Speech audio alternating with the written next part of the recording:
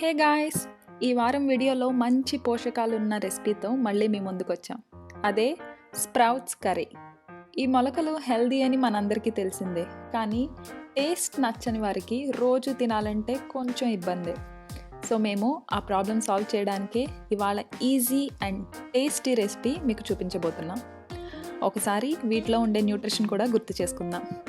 ఈ రెసిపీలో మనకు కావాల్సిన protein, fibre, vitamin C, magnesium, మ్యాంగనీస్తో పాటు చాలా రకాల వైటమిన్స్ అండ్ మినరల్స్ ఉన్నాయి. మరి ఇంకెందుకు ఆలస్యం, రెసిపీ మొదలు పెట్టేద్దాం.